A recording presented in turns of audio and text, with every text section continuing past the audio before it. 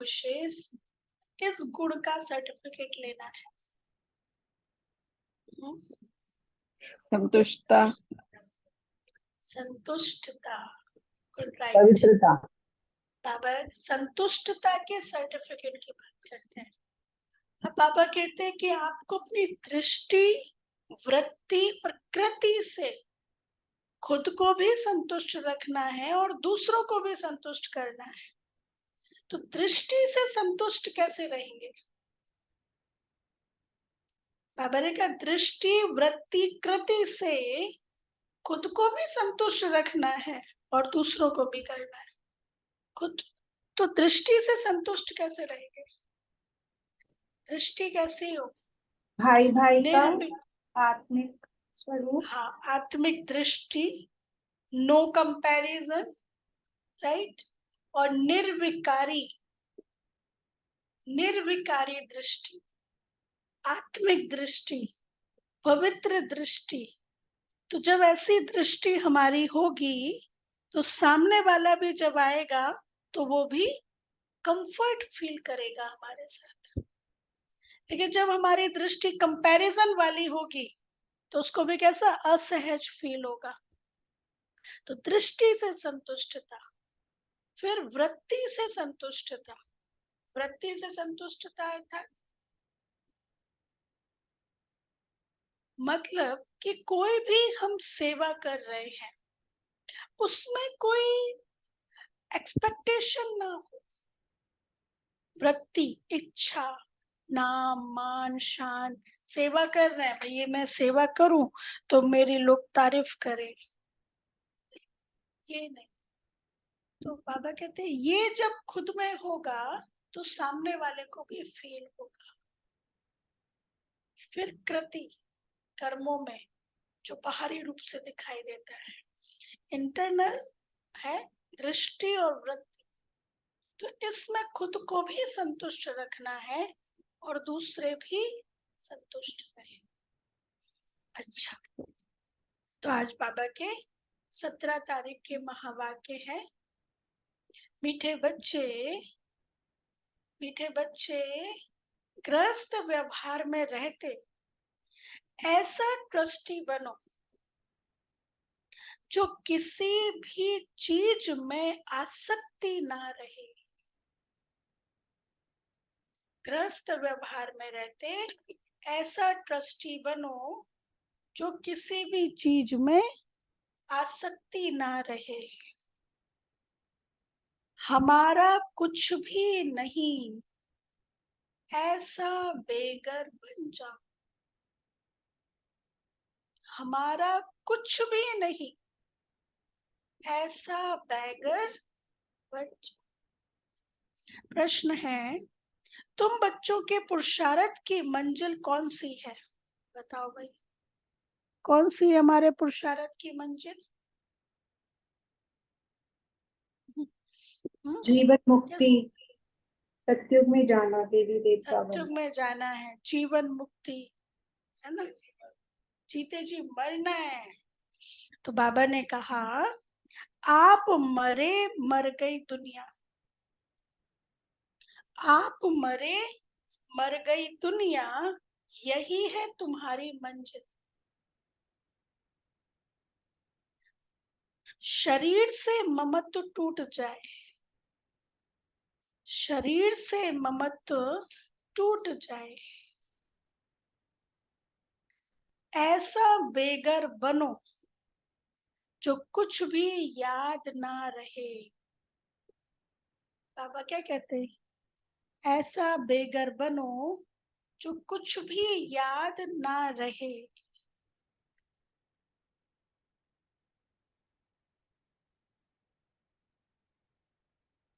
आत्मा अशरीरी बन जाए, आत्मा अशरीरी बन जाए, बस हमको वापस जाना है। बस हमको वापस जाना है। ऐसा पुरुषार्थ करने वाले, ऐसा पुरुषार्थ करने वाले बेगर टू प्रिंस बनते हैं। ऐसा पुरुषार्थ करने वाले बेगर टू प्रिंस बनते हैं। तुम बच्चे ही फकीर से अमीर और अमीर से फकीर बनते हो। तुम बच्चे फकीर से अमीर और अमीर से फकीर बनते हो।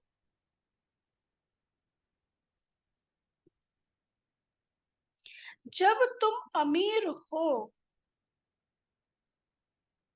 तो एक भी गरीब नहीं होता। जब तुम अमीर हो तो एक भी गरीब नहीं होता। इसका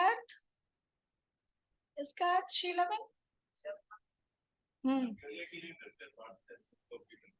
जब तुम अमीर हो तो एक भी गरीब नहीं होता। इसका अर्थ सत्युग का बाबा बता रहे हैं। हाँ, सत्युग में जब हम बाबा सतयुग में हैं तो सब लोग सतयुग में हैं, सब सुखी हैं, सब अमीर हैं।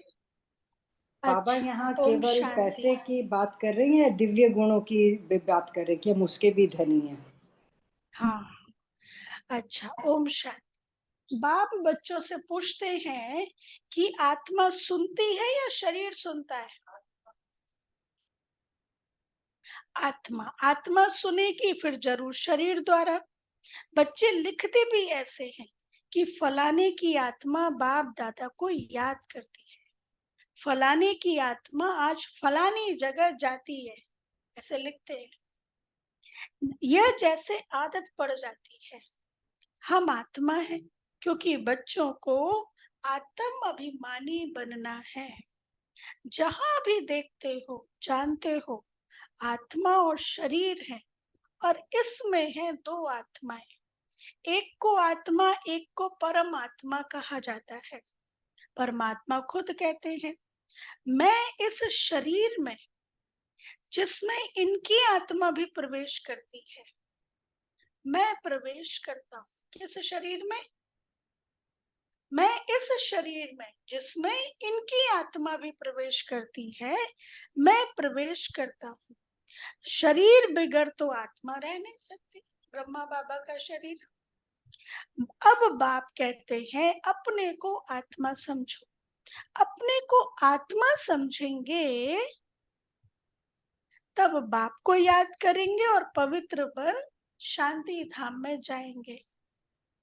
और फिर दैवी गुण भी जितना धारण कर और कराएंगे, सुदर्शन चक्रधारी बनकर और बनाएंगे, उतना ऊंच पद पाएंगे। इसमें कोई मूझते हो तो पूछ सकते हो। यह तो जरूर है मैं आत्मा हूँ, बाप बच्चों को ही कहते हैं। जो ब्राह्मण बने हैं दूसरों को नहीं कहते। बाबा अपने ही बच्चों को समझाते हैं, अपने को आत्मा समझो, दूसरों को नहीं कहते। बच्चे ही प्रिय लगते हैं। हर एक बाप को बच्चे प्रिय लगते हैं। दूसरे को बल बाहर से प्यार करेंगे, परंतु बुद्धि में है ना कि यह हमारे बच्चे नहीं है। मैं बच्चों से ही बात करता हूँ क्योंकि बच्चों को ही पढ़ाना है। साकार रूप में भी जब बाबा थे तो किसी भी नॉन बीकेस से बाबा नहीं मिलते थे।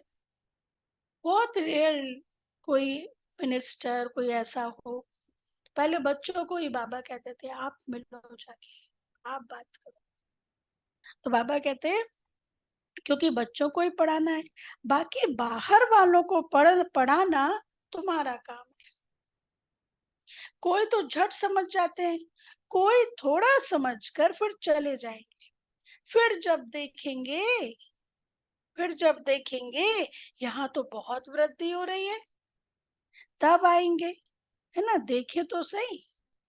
ऐसे देखा है ना, मैं भी तो बार पहले माउंट आबू जाते थे 10-15 साल पहले। तो ऐसे एक दो लोग मिले कि हम पहले यहाँ पर थे इस संगठन में, कराची से हम भी आए थे, लेकिन हमने ऐसा समझा नहीं था कि इस तरह से सेवा बढ़ेगी, इस तरह से विस्तार हो जाएगा। कि हम कहते थे हमने पहले ऐसा समझा क्यों नहीं। हाँ हाँ, इसी में है। मतलब छोड़ के चले गए। कराची से आया था ना पूरा ग्रुप। हाँ, कराची से आए थे, उस संगठन में भी थे, और फिर बस माया के प्रभाव में आ गए, बाबा को छोड़ के चले गए। फिर वापस आए। फिर वापस मतलब आए, मेरी मुलाकात हुई उनसे ऐसे ही, ट्रांसपोर्ट डिपार्टमेंट में वहां पे बैठे थे। तो बात चल रही थी कि हम पहले थे, दादियों के साथ हम रहते थे, हम ये सेवा करते थे। तो कहते हमने पहले समझा ही नहीं था कि इतना विस्तार हो जाएगा, इस तरह से सेवा आगे बढ़ जाएगी ना, इस तरह से ये ईश्वरीय कार्य चलेगा, हमने पहले समझा क्यों नहीं। तो वही ना, बाबा परीक्षा पर इतना ऊंचा राज्य पद देना है तो परीक्षा नहीं लेगा क्या? परीक्षाएं नहीं आएंगी क्या? एक एक मुरली भी है बाबा की। 1965 में बाबा खास मम्मा के पास आया, मम्मा से मिलने आया। मम्मा को बोला, मेरे पास है, ऑडियो है। तो मम्मा को बोला कि मैं आया हूँ, मैं चाहूं तो आज ही इस ड्रामा को बंद करके नया शुरू कर सकता हूँ, मैं चाहूं तो आज ही कर सकता हूँ, पर बाबा भी बंधा हुआ है। पर बच्चों को सहन तो करना ही है, सहन करना ही है, ये है। उसमें वो राजू भाई ने एक बारी 24 जून पर ये वाली मुरली सुनाई थी, तो राजू भाई की ही आवाज में है वो, जब बाबा खास मम्मा के लिए आए थे, और वो बेटी करके बाबा बात कर रहे थे। तो बाबा कहते, हम्म, कोई तो झट समझ जाते, कोई थोड़ा समझकर फिर चले जाएंगे, फिर जब देखेंगे यहाँ तो बहुत वृद्धि हो रही है, तब आएंगे कि देखे तो सही। तुम यही समझाएंगे कि बाप सभी आत्माओं व बच्चों को कहते हैं मुझे याद करो। सभी आत्माओं को पावन बाप ही बनाते हैं। वह कहते हैं मेरे सिवाय और कोई को भी याद ना करो, मेरी अव्यभिचारी याद रखो, तो तुम्हारी आत्मा पावन बन जाएगी। पतित पावन मैं एक ही हूँ, मेरी याद से ही आत्मा पावन बनेगी। इसलिए कहते हैं बच्चों, मामेकम याद करो। बाबा कहते पतित पावन मैं ही हूँ, मेरी याद से ही तुम्हारी आत्मा पावन बनेगी। इसलिए कहते हैं बच्चों, मामेकम याद करो। बाप ही पतित राज्य से पावन राज्य बनाते हैं, लिबरेट करते हैं। कहाँ ले जाते हैं? शांति धाम, फिर सुख धाम। मूल बात ही है पावन बनने की। 84 का चक्र समझाना भी सहज है, चित्र देखने से ही निश्चय बैठ जाता है। इसलिए बाबा हमेशा कहते हैं म्यूजियम खोलो, और भपके से खोलो ना, तो मनुष्यों को भपका खींचेगा, बहुत आएंगे। तुम यही सुनाएंगे कि हम बाप की श्रीमत पर यह बन रहे हैं। अब बाप कहते हैं बच्चे, मामेकम याद करो और दैवी गुण धारण करो। बैच तो जरूर साथ होना चाहिए। तुम जानते हो हम बेगर टू प्रिंस बनेंगे। बाबा क्या कह रहे हैं? तुम जानते हो हम बेगर टू प्रिंस बनेंगे। पहले तो श्री कृष्ण बनेंगे ना, जब तक श्री कृष्ण ना बने तब तक श्री नारायण बन ना सके। बच्चे से बड़ा हो तब नारायण नाम मिले। तो इनमें दोनों चित्र हैं, तुम यह बनते हो। अभी तुम सब बेगर बने हुए हो। कैसे? ट्रस्ट, हाँ, ट्रस्टी। कुछ भी मेरापन नहीं है, मैं मेरा नहीं है ना। अभी तुम सब बेगर बने हुए हो। यह ब्रह्मा कुमार कुमारियां भी बेगर्स हैं, इनके पास कुछ भी नहीं है, इनके पास कुछ भी नहीं है। जानकी दादी कहते थे ना, खीसा जेब, मतलब सफेद वस्त्र, खीसा खाली, खीसा मतलब जेब खाली, हाँ, और बने हैं विश्व के माली, ना। बाबा कहते तुम सब बेघर, इसलिए देखो कन्याओं का जब समर्पण होता है तो माता पिता जो कुछ भी देते हैं, कई माता पिता बच्चों को मकान देते हैं बना के या जमीन देते हैं, वो सब यज्ञ के नाम, हाँ, वो सब यज्ञ के नाम। तो बाबा कहते हैं तुम सब, हाँ, ब्रह्मा कुमार का, यह ब्रह्मा कुमार कुमारियां भी बेगर्स हैं, इनके पास कुछ भी नहीं है।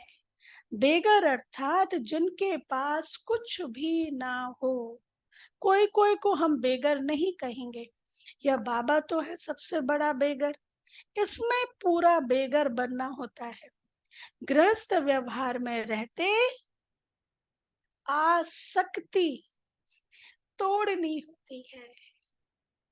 तुमने ड्रामा अनुसार आसक्ति तोड़ दी है। निश्चय बुद्धि ही जानते हैं हमारा जो कुछ है वह बाबा को दे दिया, जो कुछ है वह बाबा को दे दिया।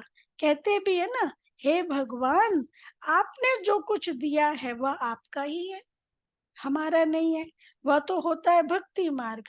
उस समय तो बाबा दूर था, अब बाबा बहुत नजदीक है, सामने उनका बनना होता है। भक्ति मार्ग में तो दूर था ना, दूर, आप ईश्वर हम भगत, आपके चरणों की धूल मिल जाए, रज मिल जाए, बस। ये सोचा ही नहीं था कि बाबा ये भी कहेगा आप मेरे नैनों के नूर हो, सिर के ताज हो। कितना नजदीक बाबा ने अभी ला दिया। अच्छा, तुम कहते हो बाबा, बाबा के शरीर को नहीं देखना है, बुद्धि चली जाती है ऊपर। भले यह लोन लिया हुआ शरीर है, परंतु तुम्हारी बुद्धि में है कि हम शिव बाबा से बात करते हैं। सामने बाबा की फोटो है, लेकिन अंदर में क्या है? ज्योति बिंदु शिव बाबा से हम बात करते हैं। यह तो किराए पर लिया हुआ रथ है, उनका थोड़े ही है। यह तो जरूर है, जितना बड़ा आदमी होगा तो किराया भी बहुत मिलेगा। मकान मालिक देखेगा, राजा मकान लेते हैं तो 1,000 किराए का 4,000 बोल देगा, क्योंकि समझते हैं यह तो धनवान है। राजे लोग कभी भी बोलेंगे नहीं कि यह तो जास्ती लेते हो, नहीं, उन्हों को पैसे आदि की परवाह ही नहीं रहती। अब ये बाबा अपना लौकिक का अनुभव बता रहे। बाबा की शॉप पर कई राजा महाराजा आते थे शॉपिंग करने, उनके साथ असिस्टेंट भी। तो बाबा कहते, हाँ, उन्हों को पैसे आदि की परवाह ही नहीं रहती है, वह खुद कोई से बात नहीं करते, प्राइवेट सेक्रेटरी ही बात करते हैं। आजकल तो रिश्वत बगैर काम नहीं चलता। बाबा तो बहुत अनुभवी है, वो लोग बड़े रॉयल होते हैं। चीज पसंद की, बस सेक्रेटरी को कहेंगे इनसे फैसला कर ले आओ। ऐसे ऐसे माल खोल कर रखेंगे, महाराजा महारानी दोनों आएंगे। जो चीज पसंद होगी उन पर सिर्फ आंख से इशारा करेंगे, आंख से, उंगली से भी नहीं, आंख से इशारा करेंगे ये। सेक्रेटरी, फिर आगे का काम सेक्रेटरी का। सेक्रेटरी बात कर बीच में अपना हिस्सा निकाल लेते। कोई कोई राजाएं साथ में पैसा ले आते हैं, ये बाबा कलयुग की बात कर रहे हैं। कोई कोई राजाएं साथ में पैसा ले आते हैं, सेक्रेटरी को कहेंगे इनको पैसा दे दो। अच्छा, बाबा तो सबके कनेक्शन में आए हैं, जानते हैं कैसे कैसे उन्होंने एक्ट चलती है। जैसे राजाओं के पास खजांची रहते हैं, वैसे यहाँ भी शिव बाबा का खजांची है, यह तो ट्रस्टी है। बाबा का इनमें कोई मोह नहीं है। किसमें? ब्रह्मा बाबा में। अब बाबा को मोह होगा क्या? मोह तो विकार है। तो बाबा कहते हैं बाबा का इनमें कोई मोह नहीं है। इसने अपने पैसे में ही मोह नहीं रखा, सब कुछ शिव बाबा को दे दिया, तो फिर शिव बाबा के धन में मोह कैसे रखेंगे? यह ट्रस्टी है, जिनके पास धन रहता है। आजकल तो गवर्नमेंट कितना जांच करती है। विलायत से आते हैं तो एकदम अच्छी रीति जांच करते हैं। वो कस्टम से गुजरना होता है ना, विलायत से आते हैं तो एकदम अच्छी रीति जांच करते हैं। अच्छा, हाँ, जांच करते हैं ना, विद एयरपोर्ट पर चेकिंग होती है ना। हाँ, विलायत से आते हैं तो कस्टम से गुजरना होता है ना, तो अच्छी रीति जांच करते हैं। अच्छा, अब तुम बच्चे जानते हो कैसे बेघर बनना है, जानते हैं सभी। बाबा कहते हैं अब तुम अच्छी रीति जानते हो कैसे बेघर बनना है। कुछ भी याद ना आए, आत्मा शरीरी बन जाए, इस शरीर को भी अपना ना समझे, हमारा कुछ भी ना रहे। बाप समझाते हैं अपने को आत्मा समझो, अभी तुमको वापस जाना है। तुम जानते हो बेघर कैसे बनना होता है। शरीर से भी ममत्व टूट जाए। आप मुए, मर गई दुनिया। हम मरे तो जो शरीर छोड़ दे उसके लिए दुनिया भी मर गई। फिर मरने के बाद कहेगा ये मेरा भाई भाई है, आत्मा कहेगी ये मेरा भाई है।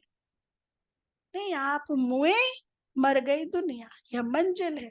समझते हो बाबा ठीक कहते हैं। अब हमको वापस जाना है। शिव बाबा को तुम जो कुछ देते हो उसका फिर रिटर्न में दूसरे जन्म में मिल जाता है। इसलिए कहते हैं यह सब कुछ ईश्वर ने ही दिया है। आगे जन्म में ऐसा अच्छा कर्म किया है जिसका फल मिला है। शिव बाबा रखेगा। शिव बाबा रखता किसका भी नहीं है। बड़े बड़े राजाएं जमींदार आदि होते हैं तो उनको नजराना भी देते हैं, मतलब सौगात भी देते हैं, नजराना भी देते हैं। फिर कोई नजराना लेते, कोई नहीं लेते। जैसे राजा महाराजा, भाई ये जमीन आपकी, से फिर कई लोग लेते हैं, कई नहीं भी लेते।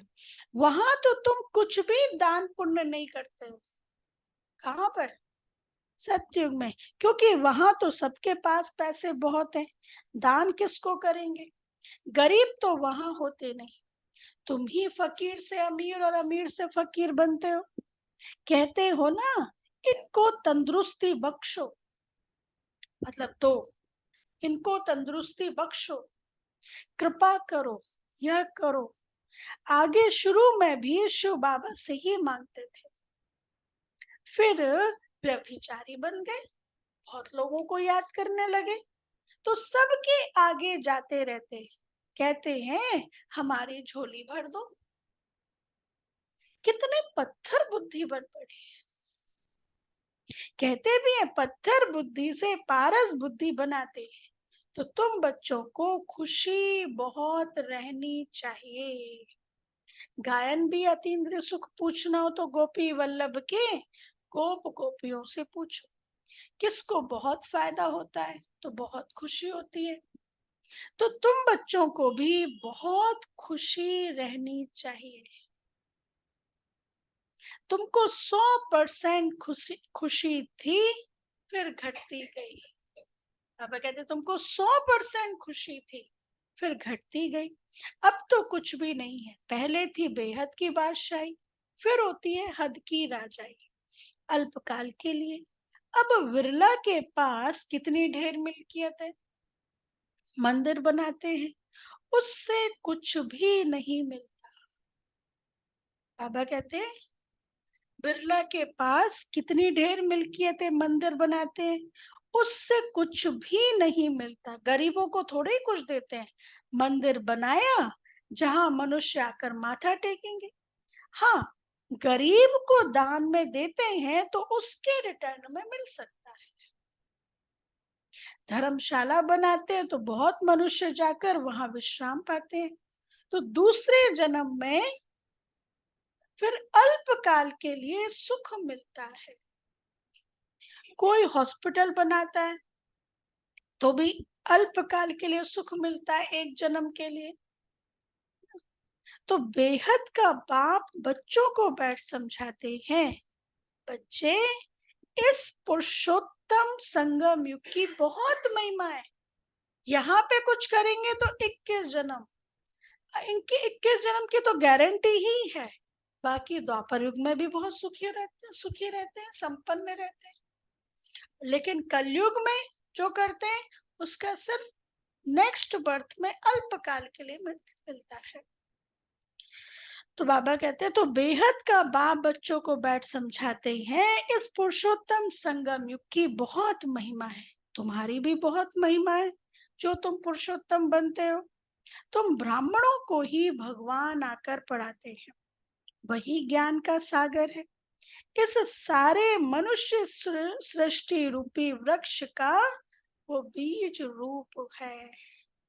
सारे ड्रामा के आदि मध्य अंत का राज समझाते हैं। तुमसे पूछेंगे क्या तुमको पढ़ाते हैं? बोलो, क्या यह भूल गए हो? गीता में भगवान वाच है ना, मैं तुमको राजाओं का राजा बनाता हूँ। क्या बनाता है बाबा?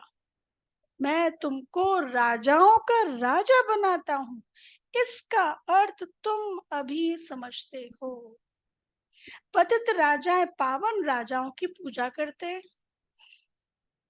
इसलिए बाप कहते हैं तुमको राजाओं का राजा बनाता हूँ।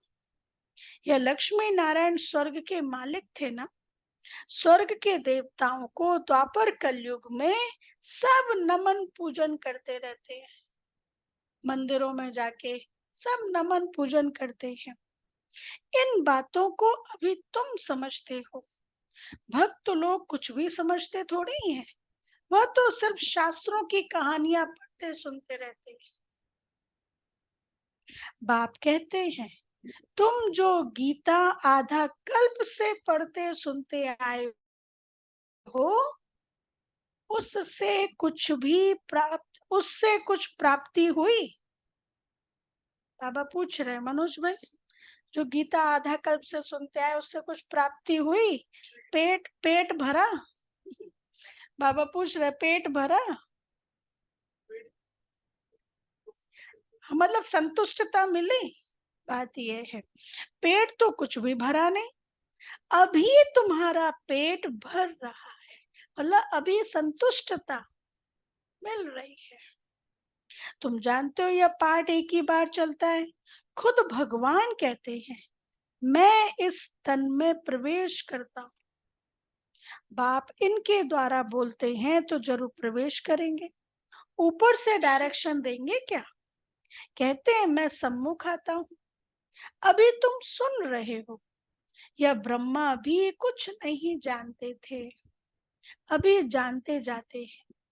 बाकी गंगा का पानी पावन करने वाला नहीं है। क्या कहते बाबा? गंगा का पानी पावन करने वाला नहीं है, यह है ज्ञान की बात। तुम जानते हो बाप कहाँ बैठे हैं? कहाँ बैठे हैं? तुम्हारे सम्मुख बैठे हैं। बाबा तुम्हारे सम्मुख बैठे हैं। तुम्हारी बुद्धि अब ऊपर में नहीं जाएगी। यह है उनका रथ। इनको बाबा बूट भी कहते हैं, डिब्बी भी कहते हैं। ये साकार में, अभी तो खैर हम बुद्धि को बाबा के पास ले जाते हैं ऊपर, लेकिन जब साकार में बाबा मुरली सुना रहे थे, लेकिन बाबा ये भी कहते हैं जब बाबा को याद करना है तो परम धाम में ही याद करना है, ज्योति बिंदु के स्वरूप में ही याद करना है। अच्छा, इस डिब्बी में वह हीरा है, कितनी फर्स्ट क्लास की चीज है। इनको तो रखना चाहिए सोने के डिब्बी में, गोल्डन एजेड डिब्बी बनाते हैं। बाबा कहते हैं ना, धोबी के घर से गई छू। समझे इसका अर्थ? देखो बाबा ने कहा ना गोल्डन एजेड डिब्बी बनाते, फिर बाबा ने कहा धोबी के घर से गई छू। देखो, धोबी के घर में कोई कपड़ा होता है, वो यदि चोरी हो जाए तो धोबी का नुकसान तो ठीक है होगा, लेकिन जिसका कपड़ा हुआ चोरी वो उसका ज्यादा नुकसान हो गया। अब धोबी क्या कर सके, कुछ नहीं कर सके। तो बाबा यहाँ कह रहे हैं कि बाबा के बच्चे ज्ञान में चलते हैं, नहीं चलते हैं, चले जाते हैं तो शिव बाबा जाने। मतलब ब्रह्मा बाबा कह रहे हैं, ब्रह्मा बाबा कहते हैं शिव बाबा के सब बच्चे ज्ञान में चलते हैं, नहीं चलते हैं, चले जाते तो ब्रह्म। हाँ हाँ हाँ हाँ हाँ हाँ हाँ। तो बच्चे आते हैं, ज्ञान में चलते हैं, नहीं चलते हैं तो बाबा जाने, शिव बाबा जाने। ब्रह्मा बाबा कहते हैं मैं क्या करूं, शिव बाबा जाने। तो धोबी, धोबी का वो एग्जाम्पल, मतलब धोबी के, हाँ, धोबी के पास जो चीज आती है, धोबी के घर से गई छू। और फिर ये भी है इसका अर्थ कि धोबी का, हाँ, जिम्मेवारी धोबी की भी है। और धोबी जब मैल को साफ करता है तो छू छू की आवाज आती है ना, छू छू की आवाज, तो मैल भी साफ होता है। इसका दूसरा अर्थ ये भी है कि धोबी, यहाँ पे शिव बाबा भी अपने, शिव बाबा अपना टाइटल क्या देते हैं, मैं धोबी हूँ। हाँ नहीं, लेकिन फिर बाबा ने कहा ना, ब्रह्मा के तन में आके मैं तुम बच्चों की सफाई करता हूँ, तो ब्रह्मा के तन में आके बाबा हमें साफ भी करते हैं, धोबी का काम भी करते हैं। तो ये, तो बाबा कहते हैं ना, धोबी के घर से गई छू, इनको कहते हैं छू मंत्र। अच्छा, अब छू मंत्र से सेकंड में जीवन मुक्ति, इसलिए उनको जादूगर भी कहते हैं। सेकंड में निश्चय हो जाता है हम यह बनेंगे, सेकंड में निश्चय हो जाता है हम यह बनेंगे। यह बातें अभी तुम प्रैक्टिकल में सुनते हो। पहले जब सत्यनारायण की कथा सुनते थे तो यह समझते थे क्या कि हम ये लक्ष्मी नारायण बनेंगे? नहीं, उस समय तो कथा सुनते समय विलायत स्टीमर आदि याद रहता है। वो कथा में है ना स्टीमर, उसने पूछा क्या है इस स्टीमर में, तो कहा सब लते पत्ते हैं, घास पत्ते हैं। तथास्तु का वरदान मिल गया, सच में लता पत्ते हो गए सब। तो बाबा कहते हैं उस समय तो कथा सुनते समय विलायत स्टीमर आदि याद रहता है। सत्यनारायण की कथा सुनकर फिर मुसाफरी पर जाते थे, वह तो फिर लौट आते थे। बाप तो कहते हैं तुमको फिर इस छीछी दुनिया में लौटना नहीं है, तुम जाएंगे परम धाम, फिर सत्युग में आएंगे, फिर इस छीछी दुनिया में लौटना नहीं है। भारत अमरलोक स्वर्ग देवी देवताओं का राज्य था। यह लक्ष्मी नारायण विश्व के मालिक है ना, इनके राज्य में पवित्रता, सुख और शांति थी। दुनिया भी यह मांगती है विश्व में शांति हो, सब मिलकर एक हो जाए। अब इतने सब धर्म मिलकर एक कैसे होंगे? हो सकते हैं? इतने सब धर्म मिलकर एक हो सकते हैं? बाबा कहते हैं इतने सब धर्म मिलकर एक कैसे होंगे? हर एक का धर्म अलग, फीचर्स अलग अलग, सब एक कैसे होंगे? अभी एक पर ही यदि गवर्नमेंट कहते ये चीज नहीं करना है, तुरंत हंगामा हो जाए। एक ही बात को दूसरे धर्म का कहते हैं ये नहीं करना है, तुरंत हंगामा होगा। तो ओवरऑल पूरी तरह चेंज, सभी धर्म एक धर्म को मानने लगे, नहीं हो, सोच ही नहीं सकते। तो हर एक का धर्म अलग, फीचर्स अलग अलग, सब एक कैसे होंगे? वह तो है ही शांति धाम, सुख धाम। वहां एक धर्म और एक राज्य होता है, दूसरा कोई धर्म ही नहीं जो ताली बजे, उसको विश्व में शांति कहा जाता है। अभी तुम बच्चों को बाप पढ़ा रहे हैं, यह भी जानते हो सब बच्चे एक रस नहीं पढ़ते, नंबरवार तो होते ही हैं। यह भी राजधानी स्थापन हो रही है। बच्चों को कितना समझदार बनाया जाता है। यह है ईश्वरीय यूनिवर्सिटी। भक्त लोग समझते नहीं, अनेक बार सुना भी है भगवान उवाच, अनेक बार सुना है भगवान उवाच, क्योंकि गीता ही भारतवासियों का धर्म शास्त्र है। गीता की तो अपरम अपार महिमा है। सर्वशास्त्रमय शिरोमणि भगवत गीता है। शिरोमणि अर्थात श्रेष्ठ ते श्रेष्ठ पतित पावन सदगति दाता है ही एक भगवान, जो सभी आत्माओं का बाप है। भारतवासी अर्थ को समझते नहीं है, बेसमझी से सिर्फ कह देते हैं सब भाई भाई है, आपस में सब भाई भाई, लेकिन किस रूप से भाई भाई है, कैसे भाई भाई है, ये उनको पता ही नहीं है। अभी तुमको बाप ने समझाया है हम भाई भाई हैं, एक ही घर के रहवासी हैं, हम शांति धाम के रहने वाले हैं। यहाँ पाठ बजाते बजाते हम बाप को भी भूल जाते हैं, तो घर को भी भूल जाते हैं। जो बाप भारत को सारे विश्व का राज्य देते हैं, उनको सब भूल जाते हैं। जो बाप सारे भारत को जो बाप भारत को सारे विश्व का राज्य देते हैं, उनको सब भूल जाते हैं। यह सब राज एक बाप ही समझाते हैं। अच्छा, मीठे मीठे सिक्के लदे बच्चों प्रति माता पिता बाप दादा का याद याद प्यार और गुड प्यार, गुड मॉर्निंग। मॉर्निंग। रूहानी बाप की, रूहानी रूहानी बच्चों बाप को दादा को नमस्ते। हम रूहानी बच्चों की, रूहानी माता पिता बाप दादा को याद प्यार, नमस्ते, गुड मॉर्निंग, शुक्रिया बाबा, प्यारा बाबा, थैंक यू बाबा, वाह बाबा वाह। बाबा ने कहा धारणा के लिए अतीन्द्रिय सुख का अनुभव करने के लिए क्या करो? अतीन्द्रिय सुख का अनुभव करने के लिए क्या करो? स्मृति रहे कि यह पुरुषोत्तम संगम युग है, यह पुरुषोत्तम संगम युग है।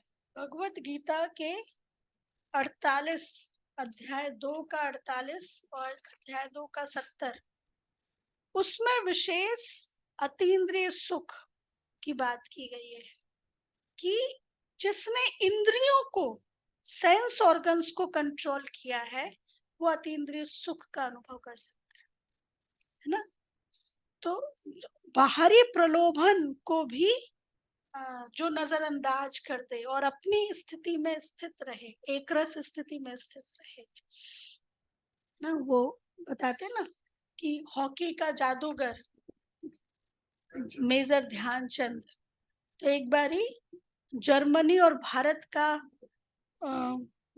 वो चल रहा था, मैच चल रहा था, मैच ही कहते हैं उसको, हाँ, जर्मनी और भारत का चल रहा था। तो हिटलर भी वहां पर आया था, तो 3 थे उसके, तो उसमें तीनों में ही उसने गोल कर दिया। तो हिटलर देख के बहुत खुश हुआ कि ये, फिर उसको बुला के कहा तुम इतना अच्छा खेलते हो, तुम्हारे पास प्रॉपर, तुम्हारे कपड़े भी ठीक नहीं है, तुम्हारे पास जूते भी ठीक नहीं है, तुम जर्मनी की तरफ से खेलो, मैं तुमको सब व्यवस्था दूंगा और अपनी टीम में भी मार्शल के पद पर तुमको, तुम मार्शल के पद पर रहना। तो उसने क्या कहा, ध्यानचंद ने क्या कहा, कितनी अच्छी बात कही, जो कि वो मुरली भी नहीं सुनता था, कि भारत देश की ड्यूटी नहीं है मुझे आगे बढ़ाना, मेरी जिम्मेवारी है अपने भारत देश को, भारत देश की जिम्मेवारी नहीं है मुझे आगे बढ़ाना, मेरी जिम्मेवारी है भारत देश को आगे बढ़ाना।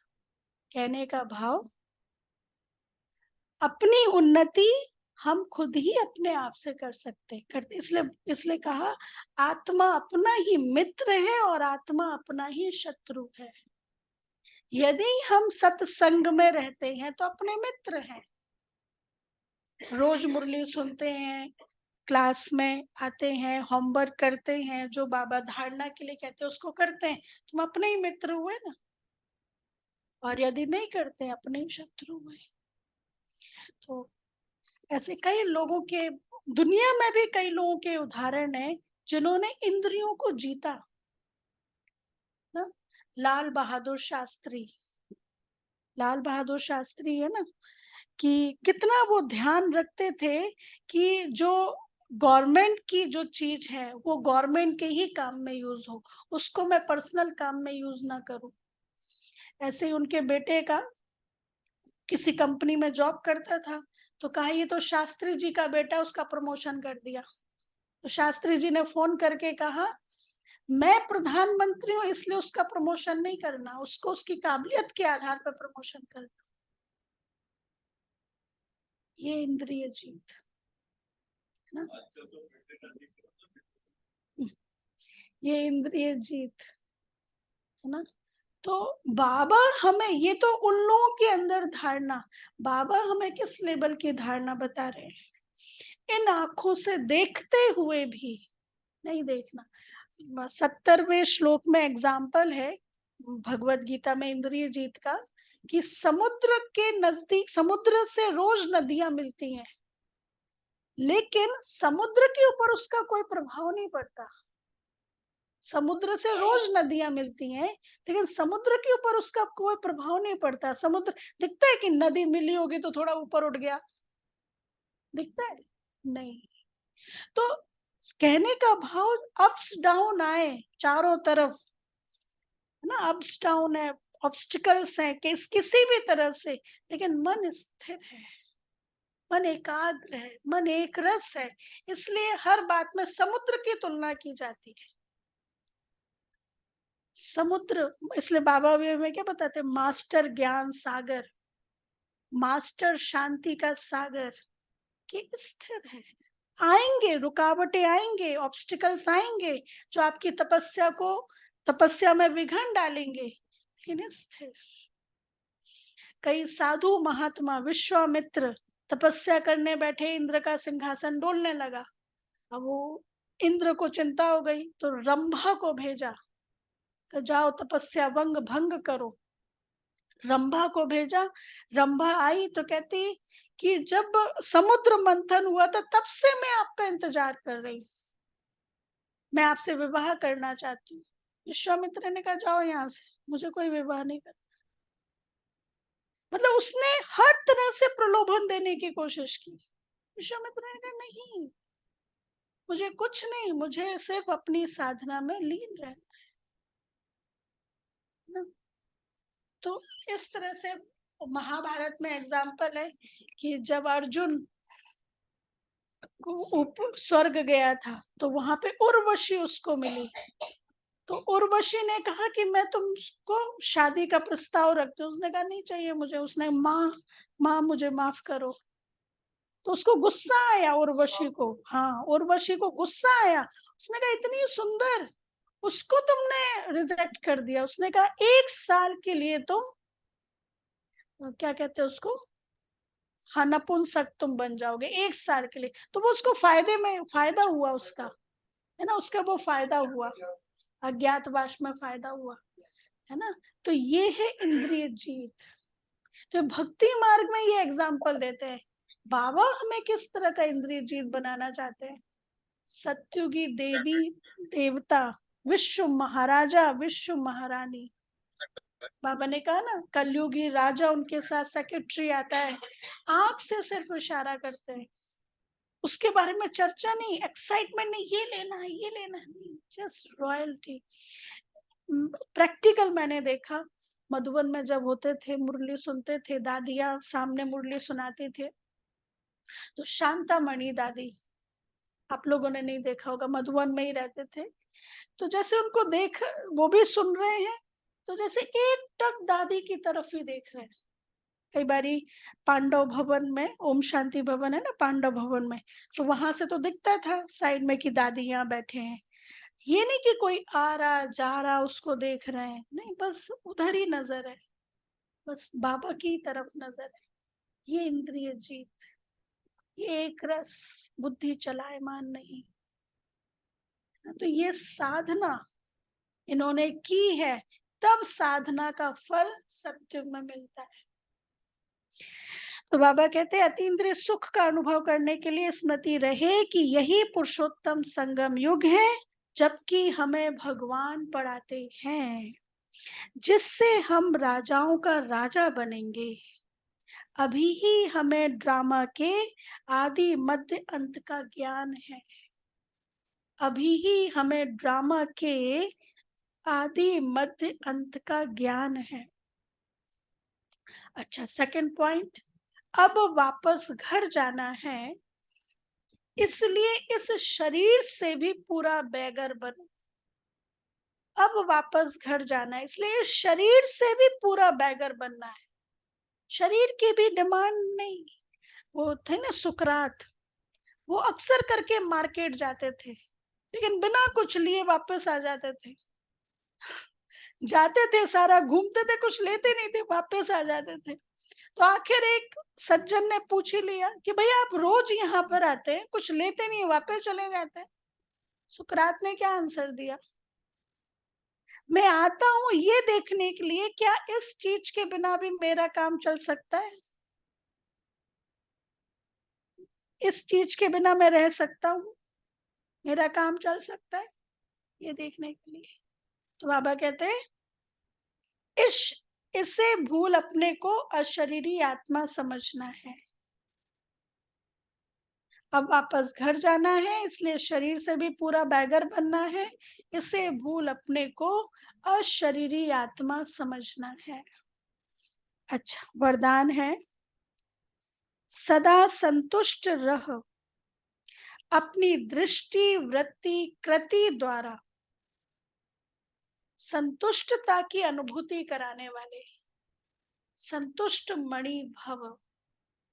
सदा संतुष्ट रह, अपनी दृष्टि वृत्ति कृति द्वारा संतुष्टता की अनुभूति कराने वाले संतुष्ट मणि भव।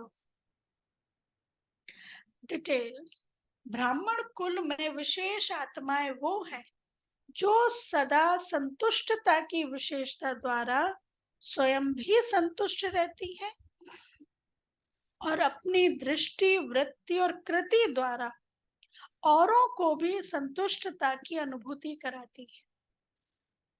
वही संतुष्ट मणियां हैं जो सदा संकल्प बोल संगठन के संबंध संपर्क व कर्म में बाप दादा द्वारा अपने ऊपर संतुष्टता के गोल्डन पुष्पों की वर्षा अनुभव करती हैं। ऐसी संतुष्ट मणियां ही बाप दादा के गले का हार बनती हैं, राज्य अधिकारी बनती हैं और भक्तों के सिमरन की माला बनती है। अच्छा, स्लोगन, नेगेटिव और वेस्ट को समाप्त कर, क्या करो? नेगेटिव और वेस्ट को समाप्त कर मेहनत मुक्त बनो, मेहनत मुक्त बनो। अच्छा, अव्यक्त इशारा, बाप दादा आप खुश नसीब बच्चों की रोज माला सिमरते हैं। विजय माला के मड़के बनना कोई बड़ी बात नहीं है,